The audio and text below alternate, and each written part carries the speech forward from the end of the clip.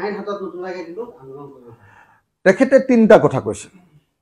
এক নম্বৰ কথাটো তেখেতে কৈছে যে শিৱসাগৰত যিটো মিয়াখেদা আন্দোলন চলি আছে এটো মই পৃষ্ঠপোষকতা কৰিছো বুলি মুখ্যমন্ত্ৰী হিমন্ত বিশ্ব শৰ্মাই কৈছে নাম্বাৰ 1 নাম্বাৰ 2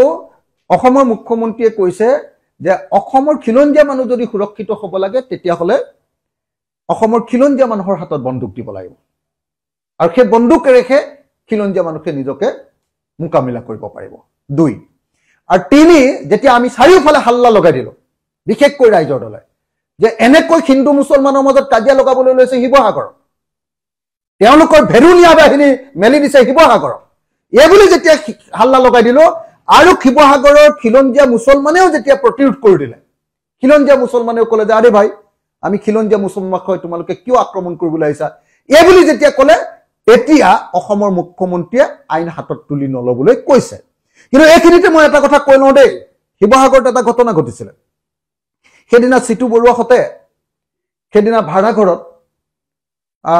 মিয়া বিচাৰি গৈছিল আৰু মিয়া বিচাৰি যাওঁতে তেওঁলোকৰ লগত খিলঞ্জীয়া মুছলমানৰ এটা সংঘাত হৈছিল খিলঞ্জীয়া মুছলমানৰ সংঘাত হওঁতে এজন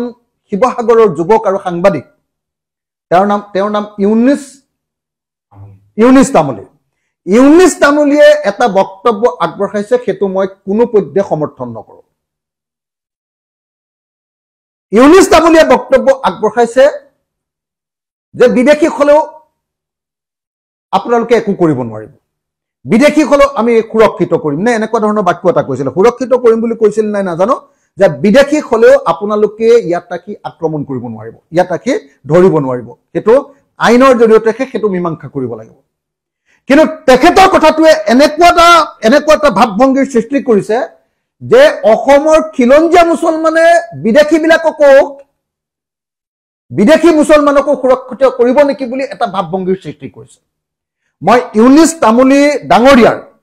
এজন সাধাৰণ ল'ৰা তেওঁ সংগঠনৰ মানুহ নহয় তেওঁ এজন সাধাৰণ ল'ৰা তথাপিও সেই কথাটোৱে যেহেতু এটা বিৰূপ প্ৰভাৱ পেলাইছে গতিকে মই ইউনিছ তামুলী ডাঙৰীয়াক স্পষ্টভাৱে কৈ দিছো যে আপুনি এজন সাংবাদিক আপুনি এজন তাৰ স্থানীয় খিলঞ্জীয়া গৰিয়া মানুহ গতিকে আপুনি এনেকুৱা ধৰণৰ বক্তব্য প্ৰদান কৰি মিছামিছি বিষয়টো ধুৱলি কুঁৱলি নকৰিব আপুনি এই যেটো বিদেশী শব্দটো যেটো ব্যৱহাৰ কৰিছিল যে কি বিদেশী হলেও কিবা এটা হ'ব বুলি কিবা এটা কৈছিল মই একজেক্ট বাক্যটো মনত নাই এতিয়া সেই বাক্যটো মই উঠাই ল'বৰ কাৰণে মই আহ্বান জনাইছো আৰু ইউনিছ তামুলীক এনেকুৱা ধৰণৰ অসমীয়া মানুহক আবেগত আঘাত কৰিব পৰা বক্তব্য ভৱিষ্যতে প্ৰদান নকৰিবৰ কাৰণে মই আহ্বান জনাইছো